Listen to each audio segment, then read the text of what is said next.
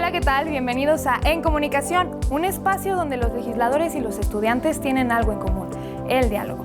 Hoy estamos muy felices de estar aquí en la UDLAP con nuestros invitados que son la diputada Mariana Benítez de Morena, el diputado Héctor Saúl Telles del PAN y el doctor Rogelio Rodríguez, catedrático de Derecho. El tema de hoy, tipificación y homologación del delito de extorsión.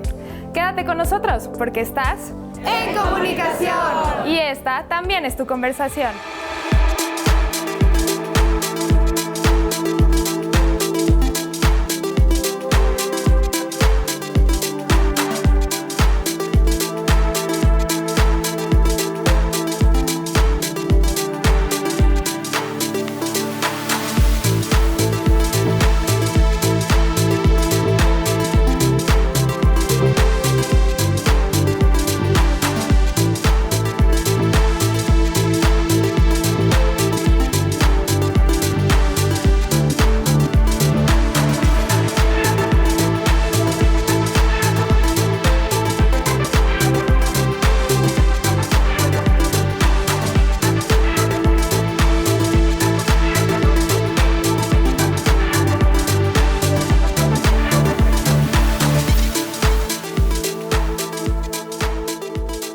Gracias por continuar con nosotros aquí en Comunicación. Y como les comentábamos, nos encontramos con la diputada Mariana Benítez del partido de Morena, que es secretaria de la Comisión de Justicia, con el diputado Héctor Saúl Telles del Partido de Acción Nacional, que es secretario de la Comisión de Presupuesto y Cuenta Pública, y el doctor Rogelio Rodríguez, catedrático de la Facultad de Derecho. Muchas gracias por estar aquí con nosotros. Y pues para comenzar con esto, queremos que nos cuenten un poquito sobre ustedes, que le cuenten a los estudiantes qué están haciendo aquí, por qué decidieron estudiar lo que estudiaron para llegar a donde están hoy. Entonces, adelante, diputada. Muchas gracias. Pues muy buenas tardes. Un saludo a todos y todas y a quienes nos están viendo en la pantalla. Un placer estar aquí con el doctor, mi compañero diputado Héctor Saúl, y por la invitación que nos hace tanto la Universidad de las Américas, Puebla, como el Canal del Congreso. Bueno, pues yo estoy aquí porque me apasiona la justicia. No podría haber, tomado otra decisión en mi vida. No sé si a alguno de ustedes les pasó que desde muy temprana edad, yo a los 7 años dije, yo quiero ser abogada, porque escuché por ahí en una conversación la palabra abogado, abogada, y dije, yo quiero ser eso. Y fui creciendo con esta idea de dedicarme a trabajar en la justicia. Eso es lo que me atraía. Y primero empecé como litigante. Bueno, primero mis pininos fueron en una notaría, y tengo muchos amigos notarios, pero después litigué varios años en litigio constitucional, administrativo, civil. También di clases en la UNAM, en el ITAM. Muy joven, empecé trabajando muy joven, a los 18 años. Les recomiendo empezar a trabajar a buena edad. No se esperen a terminar la carrera. Y bueno, pues eso me llevó justamente un caso emblemático, un caso contra una ley que se llamó la Ley Televisa. Me llevó justamente a la política, porque fue en algún momento de mi vida dije, yo quiero estar donde se toman las decisiones y donde se incide y donde podemos hacer política pública desde las leyes, ¿no?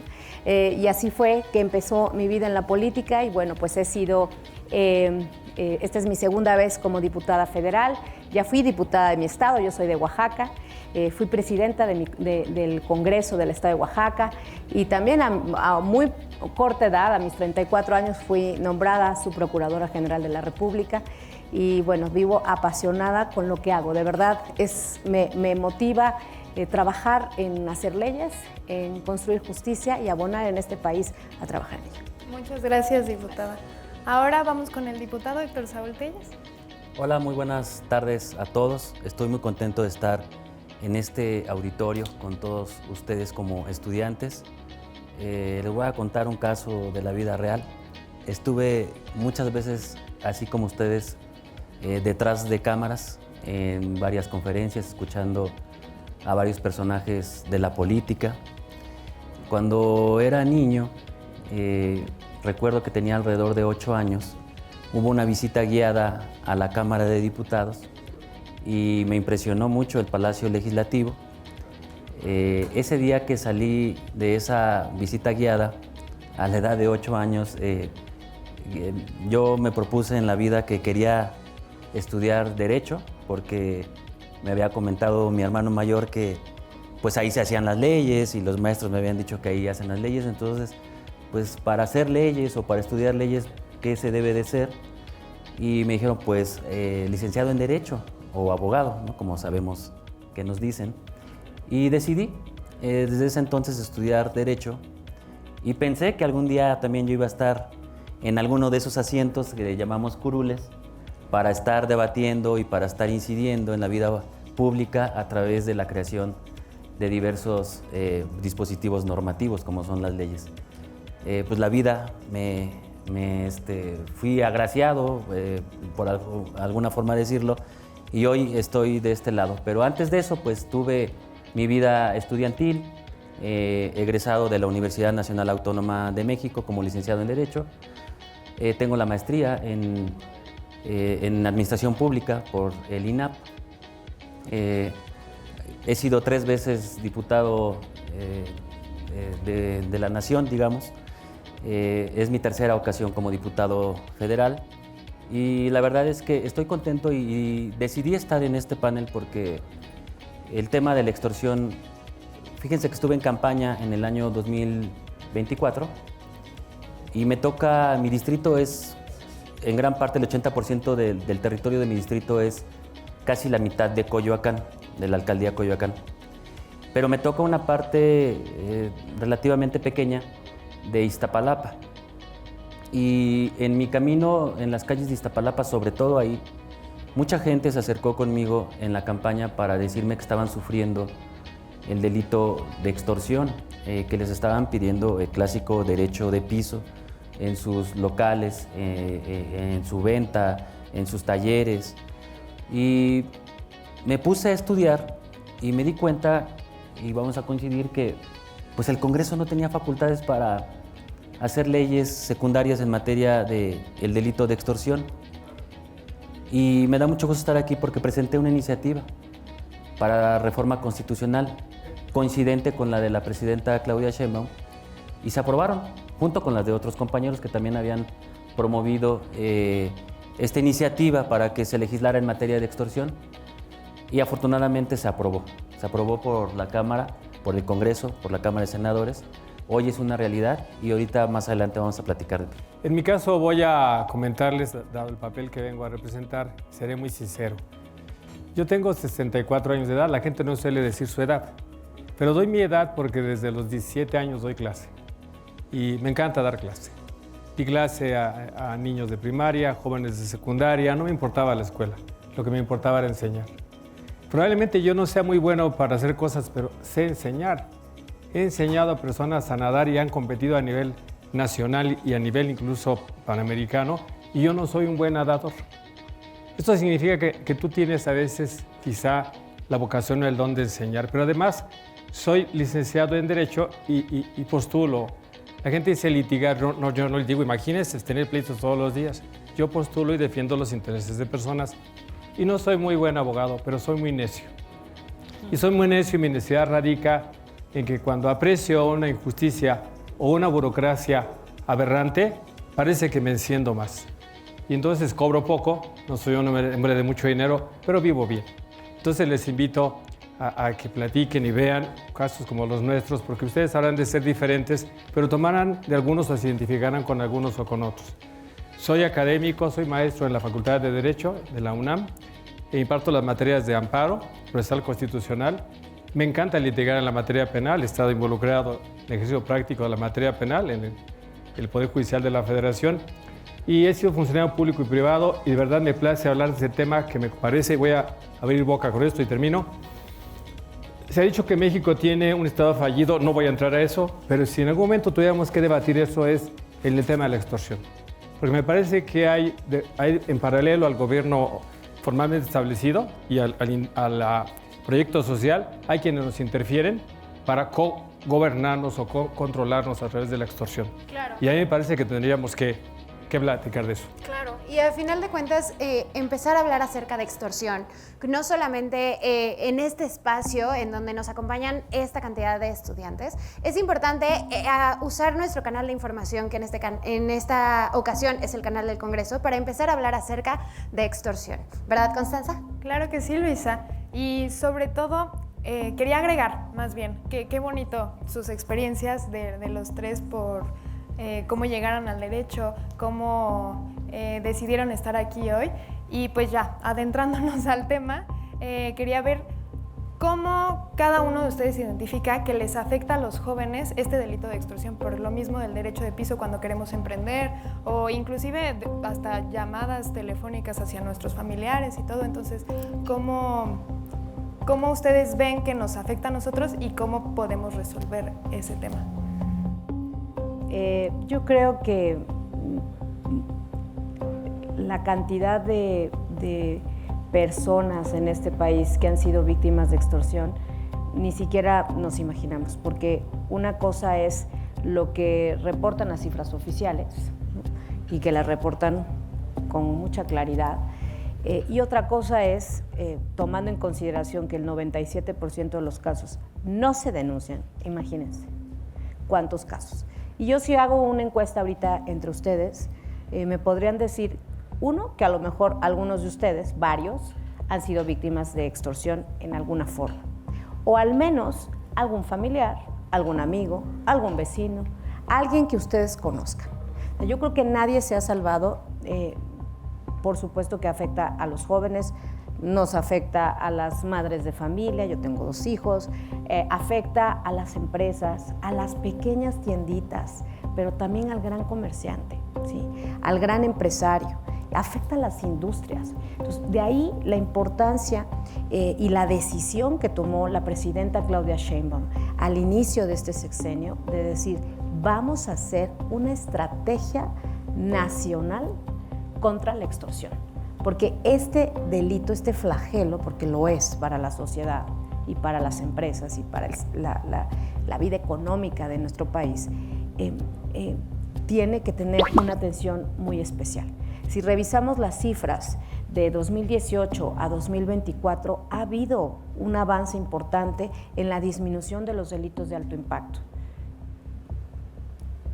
Secuestros, homicidios, violaciones, etcétera. Robo a casa-habitación, robo a automóviles, pero lo cierto es que el delito de extorsión no solo no ha disminuido, sino ha aumentado. Entonces, la presidenta presenta esta iniciativa, esta estrategia, y ¿qué nos damos cuenta como un primer punto? Que no tenemos homologado el delito, porque imagínense, en Oaxaca se sanciona, se sanciona porque seguramente todavía no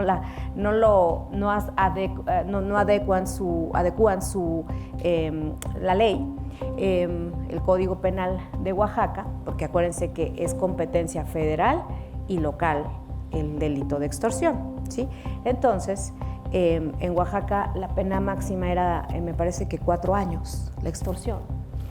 Pero si nos vamos a Chihuahua, la pena máxima era como arriba de 30 años, me parece, ¿sí?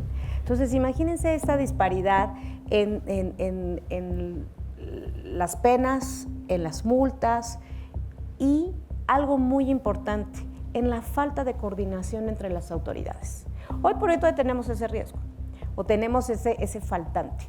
Necesitamos construir una gran base de datos nacionales donde todas las procuradurías puedan compartir información para una prevención adecuada. ¿Por qué? Porque se sabe, para determinar modus operandi, por ejemplo, identificar las bandas donde operan, en qué estados.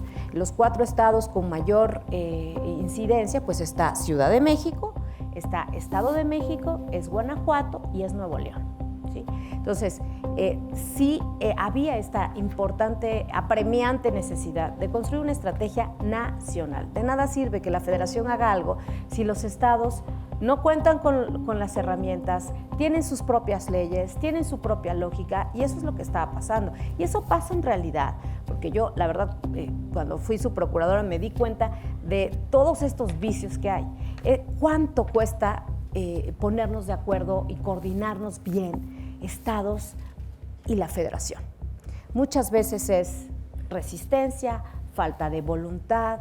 A veces los temas se pueden arreglar de una manera tan sencilla si nos sentamos, nos escuchamos autoridades y nos ponemos de acuerdo en cómo atender un delito, por ejemplo, o un caso particular. Entonces, eso también forma parte de la estrategia y de las reformas que hicimos ahora que se aprobó recientemente en noviembre. Y lo dejaría aquí porque seguramente van a haber otros temas.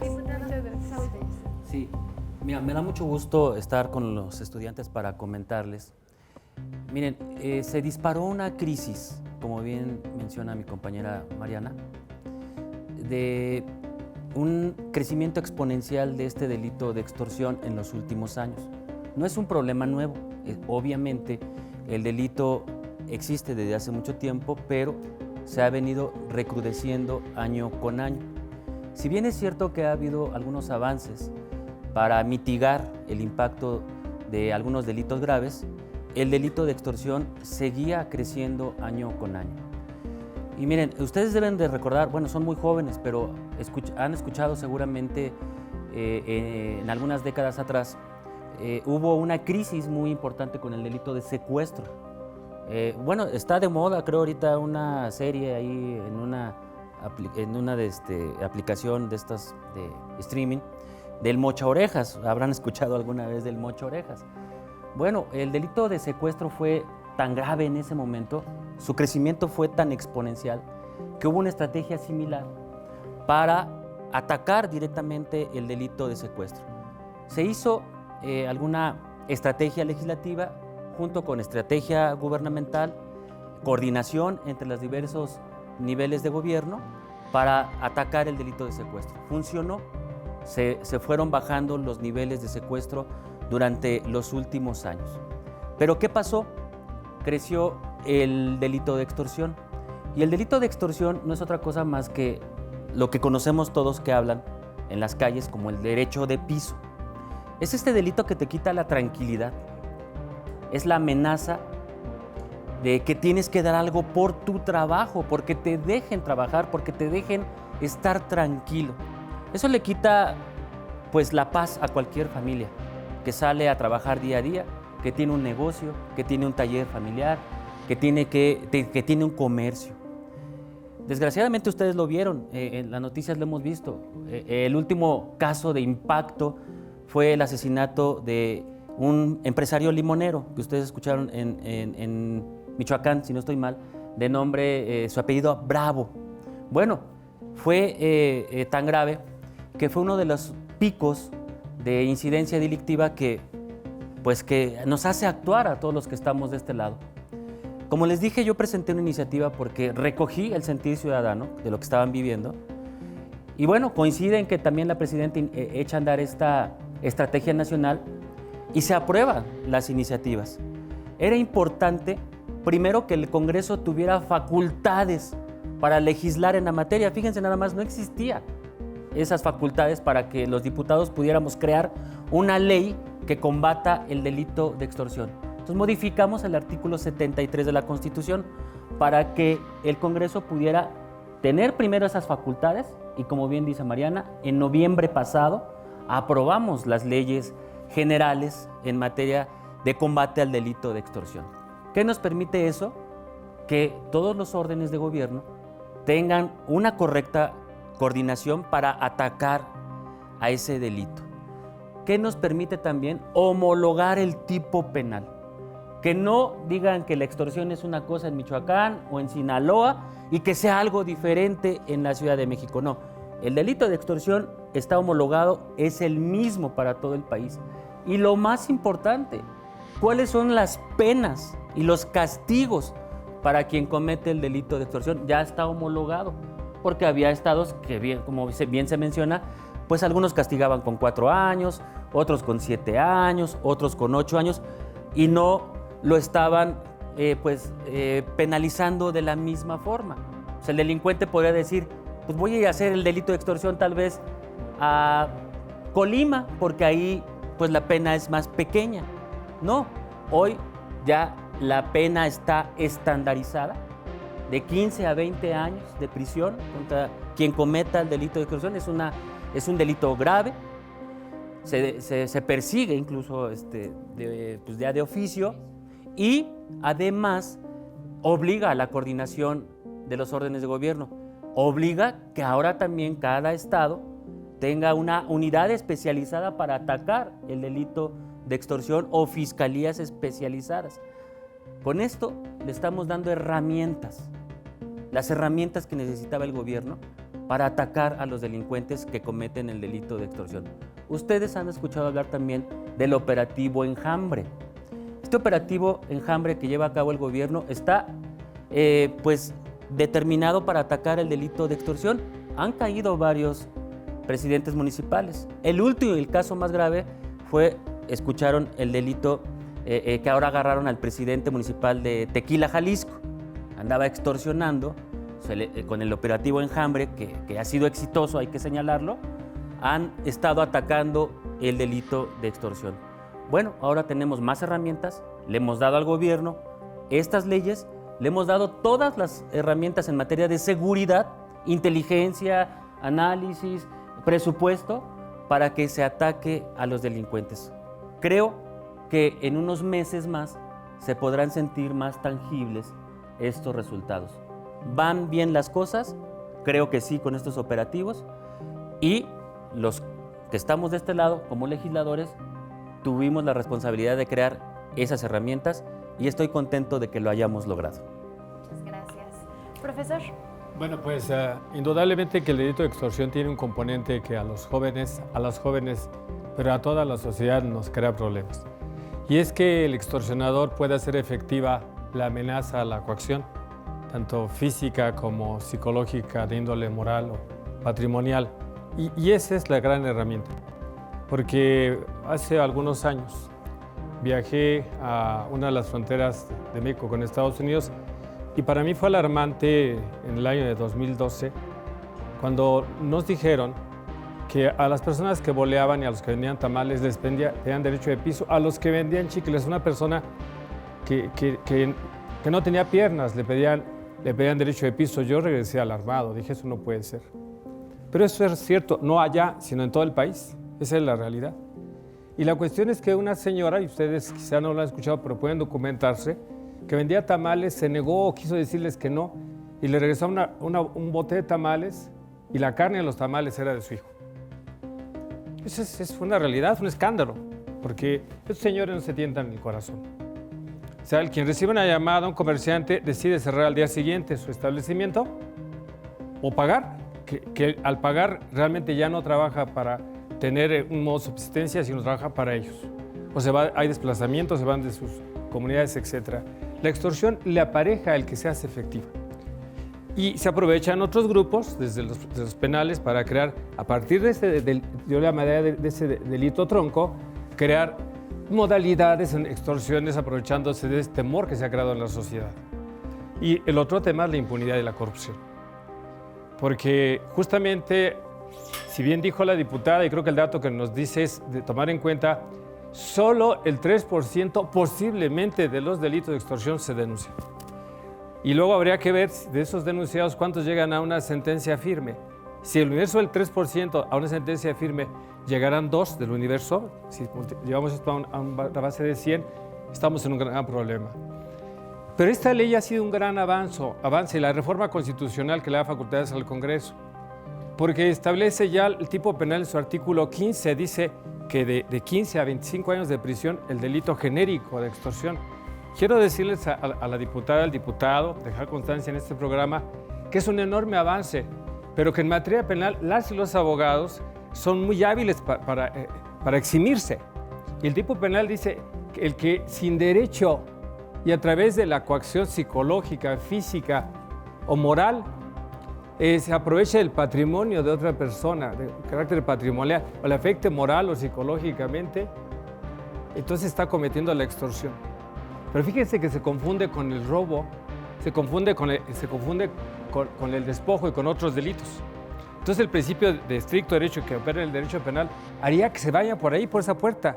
Y en las modalidades que luego bajan, porque es maravillosa la ley, en las modalidades donde se puede ir hasta 42 años de prisión, cuando adquieres esas modalidades, en esas modalidades, en dos, tres párrafos dice que independientemente de que se consume la pretensión del extorsionador. Entonces me parece, yo soy abogado, los abogados se les van a ir por ahí, ¿eh? Necesitamos, me parece, y a reserva de discutir eso, necesitamos posiblemente una prematura reforma de esta cuestión, porque el tipo penal genérico queda en vía de consumación y no debe ser en vía de consumación, debe ser ya creó terror, ya creó la coacción, ya afectó la vida de esa persona y ahí es donde se da el tipo penal, ahí se debe dar el tipo penal. Pero sin duda que debe agradecerse que ya lo tenemos y ahora vamos a perseguirlo con políticas públicas y tenemos que capacitar a los jueces, a los policías, y quiero decir algo brevísimo. A las policías y a los ministerios públicos también se les va a sancionar de 10 a 20 años si no hacen nada y tienen conocimiento o son parte de la cadena delictiva. O siendo parte de la cadena delictiva se va a agravar hasta 42 años. Muchas gracias. Y es muy importante de lo que estamos hablando ahorita, pero ahora en nuestro siguiente bloque vamos a ir con nuestros estudiantes. Entonces, hacemos una pausa, pero quédate con nosotros porque estás en comunicación y esta también es tu conversación.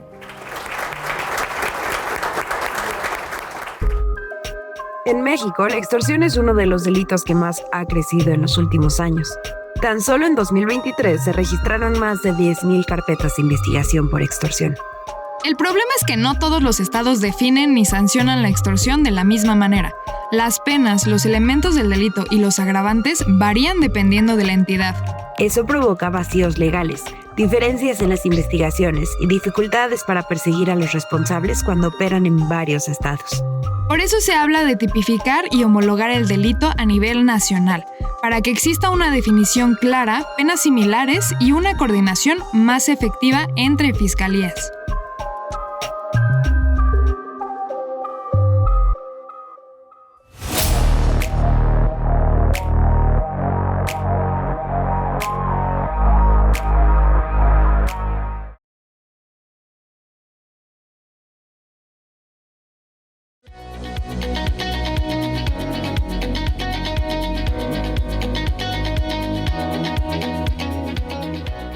Y estamos de regreso aquí en Comunicación, este espacio que le brinda algo en común a los legisladores y a los estudiantes, el diálogo.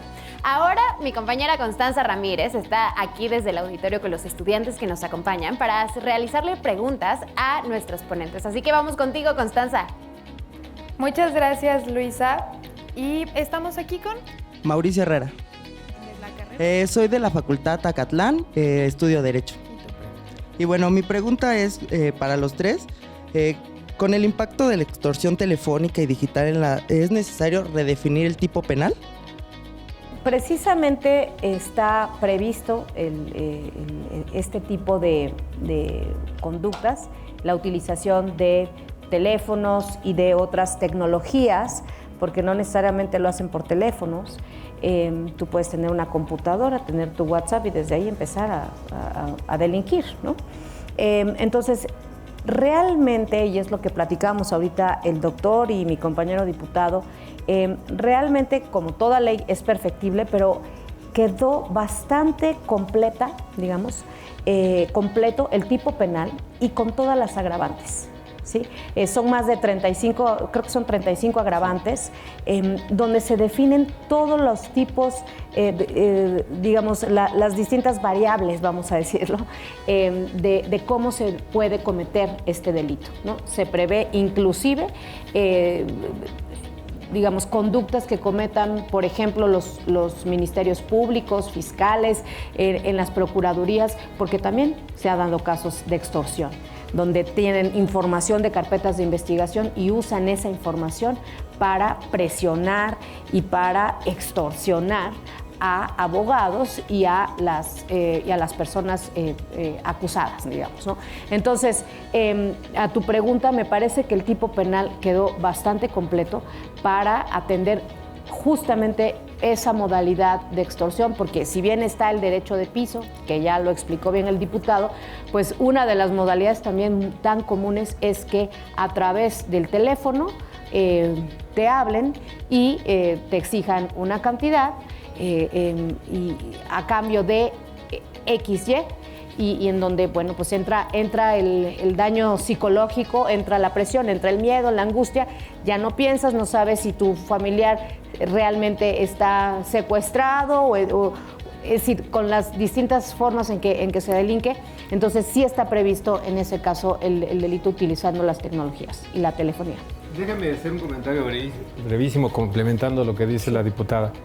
El artículo 17, fracción 5, se refiere a tu pregunta para que después lo analicemos cuando se utilizan esos medios. Y ahí no, en esa parte no lo dice. Pero comentábamos en el receso que, por ejemplo, el artículo 18, en su fracción 3, dice, la parte que voy a leer solo es lo que interesa para tu pregunta y que será la de quienes nos siguen por los medios y que está presente. Dice en la fracción 3 que independientemente de que se haya o no obtenido el lucro, y en este caso sí es específico, pero ese artículo se refiere a cuando hay violencia física o cuando se ha utilizado justamente información de archivos o plataformas. Entonces me parece que todos podrían llevarse acá, ahí. El reto es ahora para los jueces, para los ministerios públicos, que logren integrar debidamente las carpetas del juez de control y que brinquemos en el derecho al principio de taxatividad y que los jueces tengan un mayor criterio y los ministerios públicos se integren de mejor manera. Y mientras los diputados y los senadores seguramente irán afinando, que así es la vida. Agrego algo muy rápido. Yo creo que este tipo de delito y las personas que lo cometen día a día se están actualizando y sofisticando cada vez más y utilizando medios y dispositivos tecnológicos de punta, esa es la verdad. Muchos de esos incluso están utilizados desde los propios reclusorios. Las llamadas de extorsión que muchas veces reciben nuestros familiares o nosotros o algún conocido salen muchas veces de los reclusorios. Incluso hay obligaciones que pusimos en la ley para que la autoridad comience a trabajar en los dispositivos inmediatos para inhibir completamente la salida y entrada de llamadas en los reclusorios, la utilización de los teléfonos celulares. La ley secundaria es muy completa, es lo que hemos otorgado hasta el día de hoy, pero se puede actualizar día a día porque pues estos cuates se van actualizando también diario. Y lo que nosotros hemos previsto es más de aproximadamente 35 conductas que pueden agravar al delito. Una de esas es la que bien mencionas y a raíz de esa cadena de delito, ese delincuente puede llegar a estar en la cárcel hasta 42 años. Muchas gracias, diputado. Y ahora vamos hacia el auditorio que está aquí con nosotros porque Constanza tiene a una estudiante que va a platicar con nuestro panel. Sí, muchas gracias, Luisa. Ahora me encuentro con... Mi nombre es Gabriela Lazo y vengo de la Universidad Anáhuac Cancún, de la licenciatura de Comunicación. Y bueno, mi pregunta es la siguiente.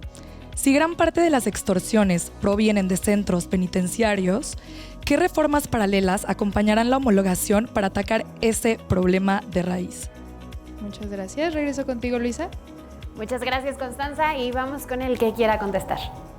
Bueno, como ya lo comentó mi compañero diputado Héctor, sabiendo que un número importantísimo de extorsiones se están realizando desde los penales, se establecieron medidas, atribuciones e inclusive les voy a decir algo, sanciones penales también para quienes tengan un celular y lo utilicen pues en las prisiones. O sea, sí se establecieron medidas bastante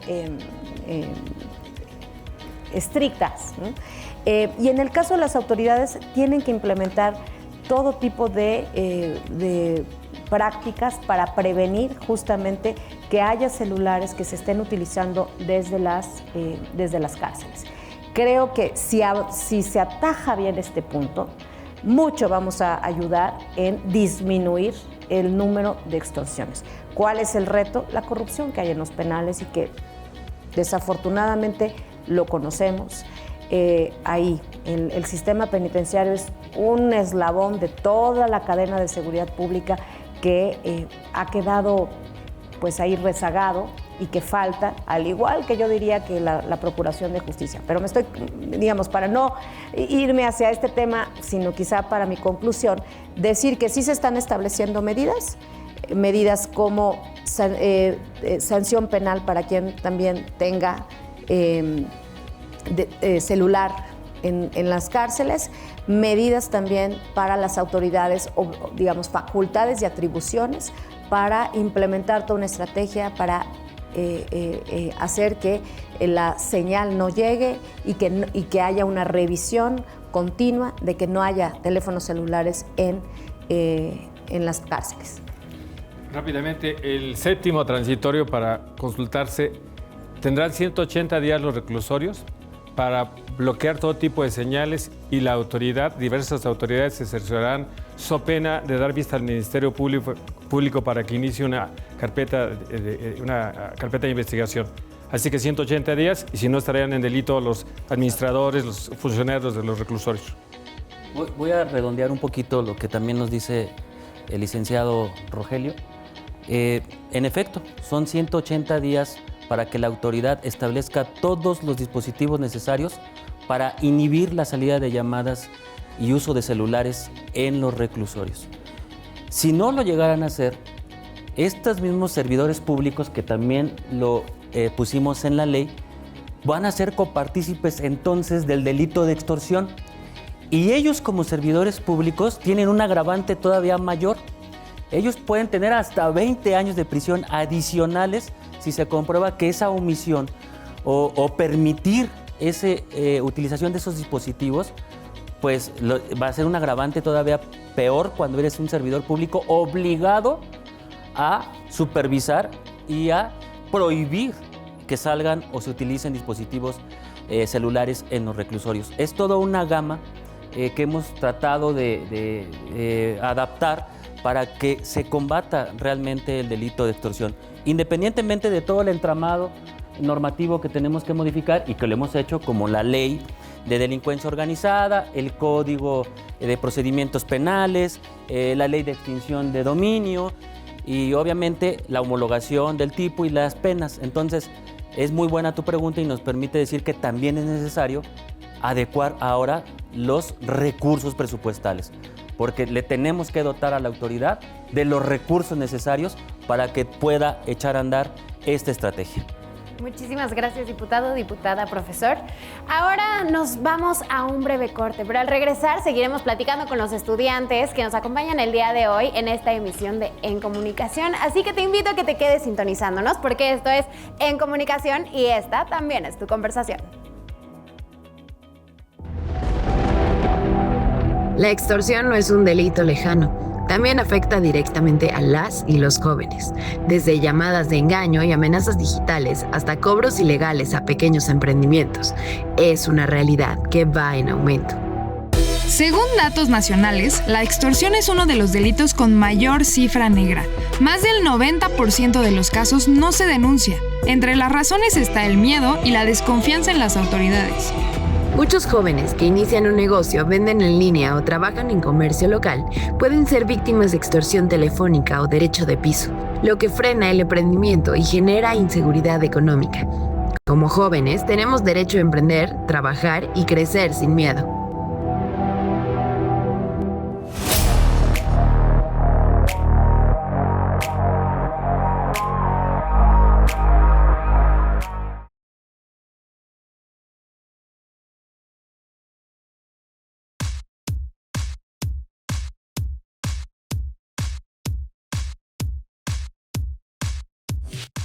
Muchas gracias por seguir aquí con nosotros. Recuerden que nos encontramos con la diputada Mariana Benítez de Morena, el diputado Héctor Saúl Telles del PAN y con el doctor Rogelio Rodríguez. Sin más por el momento, voy contigo, Luisa, del otro lado del auditorio para que tengamos una siguiente pregunta de uno de nuestros estudiantes. Muchísimas gracias, Constanza. Me encuentro aquí con Juan Carlos Mendoza Gutiérrez, de la FES Acatlán, de la licenciatura en Derecho.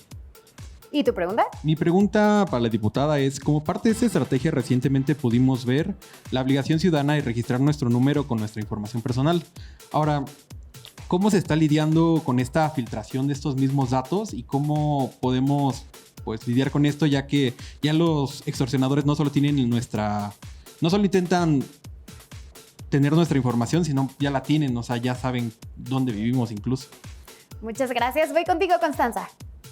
Muchas gracias, Lisa. Diputada, adelante. A ver, yo te diría que si hay un reto, no solo en este país, sino en el mundo, es la seguridad de nuestra información, ¿sí? Siempre ha habido desconfianza de que, y ahora más, y con mucha justificación, de compartir nuestra información. Sin embargo, también el Estado, si quiere detectar, si quiere tener realmente herramientas y usar la inteligencia hablando en términos policiales, tiene que tener información, ¿sí? El reto para el gobierno es dar o dotar al sistema de las mayores seguridades y mecanismos de resguardo de la información para que efectivamente no pase lo que tú estás comentando, que al rato nuestra información esté en manos de otros. Pero yo me iría más lejos. Tenemos que entrarle a revisar qué está pasando con toda nuestra información, porque no nada más el riesgo está en lo que le demos en este sistema de telefónico, sino, no sé si les pasa a los que tenemos cuentas bancarias, en qué momento yo le di a X banco, para no quemarlos, ¿verdad? X, Y, Z bancos que me hablan todas las semanas para ofrecerme un producto. ¿Cómo llegó mi información a otros bancos con quienes yo en la vida he tenido un contacto o un contrato, ¿no? Entonces, hay venta de datos personales. Y creo que aquí es un reto también el abordar y recrudecer medidas para proteger nuestros datos personales. En su momento, bueno, salió la legislación, a mí me tocó estando como asesora en el Senado hace muchos años, hace 20 años, la primera legislación de protección de datos personales, que salió por ahí del 2010, yo creo, 2000 más o menos. Pero ahorita, imagínense cuánto ha cambiado el mundo de 2010 para 2016. En 16 años ha cambiado muchísimo. Entonces, entiendo tu preocupación genuina. La idea, obviamente, y el compromiso del gobierno es resguardar la seguridad, pero vamos a entrarle también a un debate mucho más profundo de qué está pasando con todos los datos que tenemos, porque también estamos dejando información en las redes sociales, ¿sí? Cuando compartimos, cuando compramos algo, y que ahí también tenemos que poner toda nuestra información. ¿Quién está, qué uso se está dando a esa información? Muchas gracias, diputada. Y no sé si tengamos otra pregunta de este lado del estudio. Ok, tenemos otra pregunta, pero es muy importante y quiero también recalcar que el uso de la inteligencia artificial es otra herramienta que últimamente los extorsionadores han estado utilizando mucho para pues sí, para extorsionarnos a nosotros. Ajá. Entonces creo que también no sé si se pueda legislar al respecto en eso, pero mientras tanto vamos con Luisa al otro lado del estudio para seguir platicando sobre este tema con los estudiantes. Muchísimas gracias, Constanza. Y sí, me encuentro ahora con... Yo soy Camila Salgado, de la Universidad Anáhuac Cancún, en la licencia de Comunicación. ¿Y tu pregunta es? Bueno, considerando que el 78% de los mexicanos consumen las noticias mediante medios digitales y que en lo que fue del año 2025, entre enero y julio, se realizaron bastantes denuncias hacia comunicadores, sobre todo periodistas, tenemos como comunicólogos la pregunta, y es una pregunta que nos concierne bastante, ¿cómo se va a hacer para que esta ley no llegue a afectar a las personas que ejercemos o tenemos pretensión de ejercer como periodistas, para que esta ley no los llegue a afectar en la manera de autocensurarse? Entonces, hay partes de la ley, y como se habló antes, de que tiene lagunas en las que muchos podrían, personas tal vez que no estén de acuerdo con, adjudicarse la posición de denuncias hacia periodistas. De hecho, cuando hablamos de la cifra de que el 45% de las denuncias hacia periodistas durante el año 2025, el 45% fue hecho por figuras públicas. Entonces, ¿cómo podríamos hacer eso para proteger a los periodistas de que puedan seguir siendo transmisores de información hacia la comunidad sin tener que autocensurarse o ser, pues, sujetos de persecución pública? Muchas gracias. Invitamos al diputado a que conteste esta pregunta. No, adelante. Es que seré muy puntual. Sí estaba en el proyecto de ley. Yo te invito a revisar el proceso legislativo donde se decía que si un periodista o un comunicador daba a conocer información que fuera de utilidad para el extorsionador, entonces se incurría en responsabilidad penal. Pero esto fue sacado de la discusión porque no se trata de criminalizar la actividad periodística ni hacer una persecución del informador. Entonces, al retirarse en la exposición de motivos queda claro, pues si alguna vez a alguien le es útil y a algún ministerio público se le ocurre por ahí vincular, hay que acudir a la exposición de motivos y al debate donde queda fuera la labor de los periodistas, de manera expresa. Solo quería redondear, porque es cierto lo que dice el licenciado Rogelio. Había una preocupación legítima del ejercicio del periodismo cuando a través de la información y de la investigación y de los archivos que tienen muchos de los periodistas y que lo dan a conocer a través de una nota en el ejercicio libre de expresión y en el ejercicio libre de comunicación, podría tal vez ser utilizada por algún delincuente. Se sacó de la ley. Yo creo que se pueden perfeccionar todavía algunos supuestos para darle más garantías al ejercicio del periodismo libre y de investigación, de comunicación, para que no se sientan tal vez castigados o autocensurados por los límites que tenga esta ley. Podemos adaptarlo, podemos adecuarlo, pero sí se sacó lo que sí venía en el proyecto, que sí era una realidad, y logramos eliminar esa parte. Tal vez queden algunos sesgos todavía que podemos mejorar, lo vamos a revisar, pero yo les diría a los estudiantes de comunicación que hagan su trabajo, su investigación, su comunicación de manera libre, porque nosotros vamos a estar atentos de que ese ejercicio no se censure. Muchas gracias, diputado. Muchas gracias, diputado, y es muy importante esto de lo que estamos hablando, pero no te pierdas nuestro siguiente bloque. Vamos a ir a una pausa. Quédate con nosotras, que estás en comunicación, y esta también es tu conversación. Hoy, la extorsión se castiga distinto dependiendo del estado donde ocurra. O sea, el mismo delito puede tener consecuencias diferentes según el código local, y eso complica todo. Por eso se habla de homologarlo a nivel nacional. ¿Qué significa eso? Básicamente que exista una misma definición del delito en todo el país, que las penas sean más parecidas y que haya reglas claras cuando hay violencia, participación de autoridades o delincuencia organizada. También implica dar más herramientas a las fiscalías para investigar mejor, sobre todo cuando las redes de extorsión operan en varios estados al mismo tiempo. No se trata solo de castigar más duro, sino de tener reglas claras, parejas y que realmente protejan a las víctimas.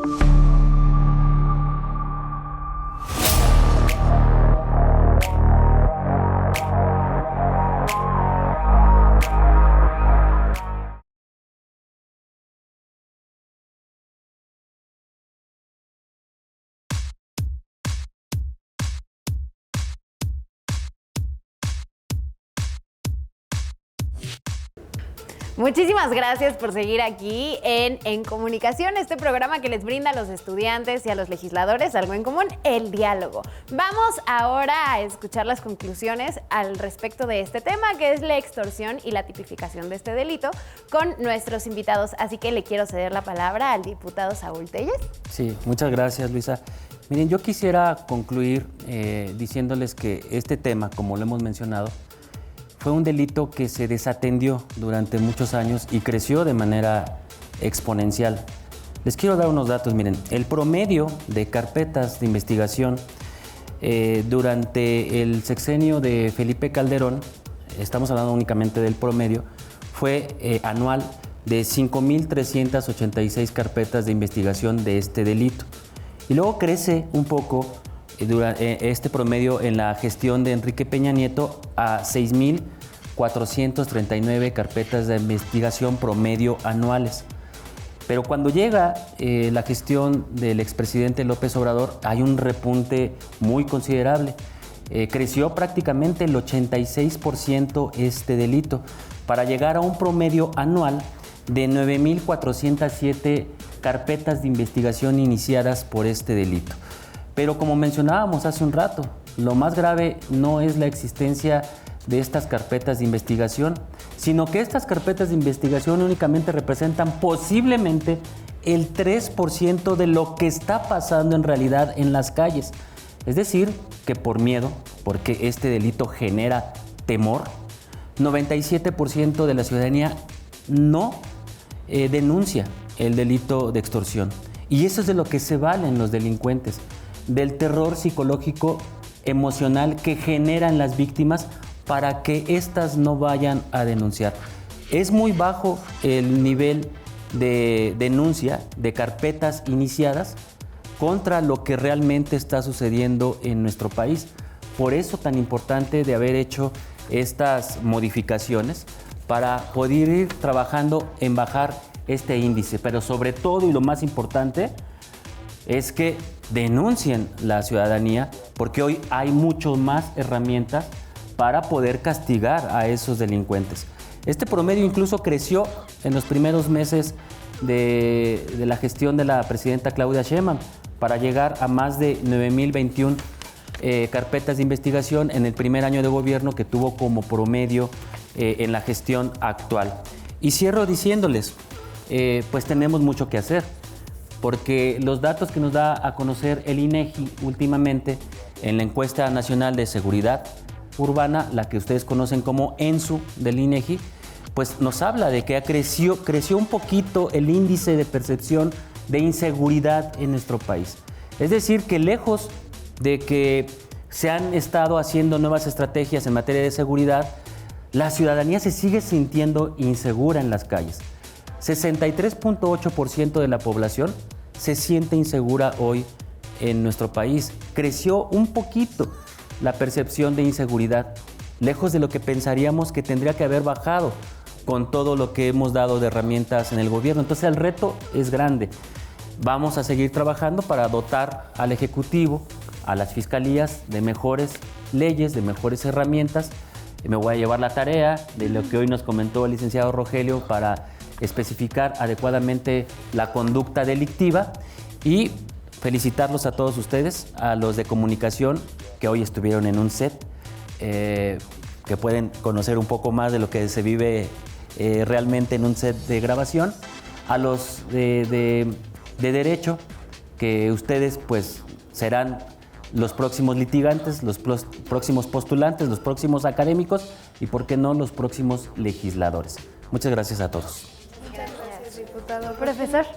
Muchas gracias. Pues estamos en presencia de un cambio de políticas públicas en donde la presidenta de la República asumió personalmente el compromiso de dar un tratamiento diferente al delito de extorsión. Durante el programa mencioné, y en esto quiero ser reiterativo, cuestionamiento que se le hace a México, no solo a nivel interno por quien pueda ser oposición o detractor, sino a nivel internacional. Si el Estado mexicano es un Estado que, atendiendo a sus fines, los fines del Estado es proporcionar seguridad pública y tener el monopolio de la fuerza pública, hacer que se cumpla el orden normativo, el plano normativo.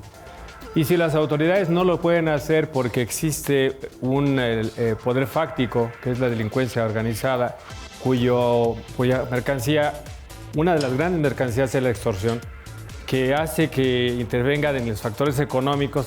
Como se decía, el precio del limón tiene que incrementarse al doble, porque el productor termina quedándose con $1 o 1.50. 3 pesos van para los extorsionadores y al mercado nos llega muy inflado por los intermediarios. Entonces determina la cadena económica productiva laboral a nivel de las amas de casa, incluso a nivel de las escuelas. La extorsión ha llegado a decir: si usted estudia en tal escuela, entonces sé que tiene dinero, entonces me paga. Incluso a los niños a nivel de kinders. Esto significa que es una ocupación del Estado, y el Estado se está ocupando a través del legislativo, a través del ejecutivo, y esperemos que a través del judicial y además de los órdenes de gobierno. Luego estamos en presencia de un reto porque tenemos una facultad del Congreso, tenemos una ley, pero las cosas no se solucionan con una ley. Se llama visión de túnel. Si pensamos que al sacar una ley solucionamos un problema, estamos equivocados. Necesitamos el concurso de las personas para que hagan las denuncias, he insistido, anónimas, porque ¿cómo voy a anunciar a quien me extorsiona si probablemente a quien me extorsiona es cómplice de a quien estoy denunciando? A mí me ha pasado que a veces salgo de una agencia del Ministerio Público y ante el Ministerio Público o los policías, que resulta que son amigos de los delincuentes. Entonces, de esa manera, ¿cómo voy a denunciar? Pero el tema del avance de la denuncia anónima es fundamental. O incluso a través de terceras personas, la denuncia electrónica a través de medios protegidos que nos lleve a esta circunstancia. Y cambiar la política y confiar en que las autoridades van a empezar un nuevo proceso para atacar ese flagelo. A mí me parece que hay un gran interés de la presidenta porque no pasará la presidenta a la historia de ser la primera mujer presidenta como una gran presidenta si no ataca ese problema. Porque este realmente nos agobia a todos. No creo que haya una familia, cuando menos una familia que no la ha vivido en carne propia. Termino con algo. Cuando tú ves algo en la noticia lejana al Medio Oriente, dices, bueno, qué pena, te angustia. Pero cuando la noticia eres tú, es un gran problema. Y la extorsión, la noticia somos nosotros. Gracias. Pues hemos llegado al final de nuestro programa, una emisión más de En Comunicación, y no nos queda nada más que darle las gracias a la diputada Mariana Benítez, que estuvo con nosotros, al diputado Saúl Telles y al profesor Rogelio Rodríguez, que fueron parte de nuestro panel el día de hoy. Muchas gracias. ¿Algo que quieran compartir antes de irnos? Que a los estudiantes que estuvieron aquí principalmente y a quienes nos estén viendo que están estudiando carreras tan importantes como comunicación, como derecho, que no dejen de creer en ustedes, en saber que lo que están haciendo va a cambiar y puede contribuir a cambiar que están pasando en nuestro país y que como la mejor arma, el mejor instrumento para generar justicia. Muchas gracias. Gracias. ¿Alguien más? Sí, muchas gracias por la invitación y la verdad decirles que nos podemos poner de acuerdo. Este es un tema que a todos nos atañe. Aquí en este tema no hubo colores, hubo una reciprocidad de todos y retroalimentación. Logramos ponernos de acuerdo todas las fuerzas políticas para dar los cambios legislativos, las herramientas, la legislación para combatir el delito de extorsión. Habrá muchos otros temas en los que tal vez no coincidimos, pero en este específicamente para otorgarle garantías a la ciudadanía, lo hicimos y se puede. Estoy contento en este avance y estoy muy contento además porque una de mis iniciativas fue aprobada. Entonces, pues sí podemos ponernos de acuerdo y creo que lo podemos hacer en el bien de todas las personas. Para solucionar un problema hay que ponerlo en la mesa. El problema está puesto en la mesa. Probablemente no veremos resultados de manera inmediata, pero los empezaremos a ver. Habrá tropiezos, seguramente habrá que haber error y ajuste y los legisladores estarán prestos a ajustar, los jueces a trabajar, los ministerios públicos, los policías y la sociedad a asumir un nuevo papel, porque ahora podemos hacer denuncias anónimas. Es el gran avance del que hablamos y esperamos que lo consideren al momento de ver este programa. Muchísimas gracias. Gracias, Constanza, por estar a mi lado en un capítulo más. Gracias. Y pues nada más me queda decir que muchas gracias por sintonizar una vez más En Comunicación. Los invitamos a que nos vean todas las semanas aquí a través del canal del Congreso, porque esto fue En Comunicación. Y esta también es tu conversación.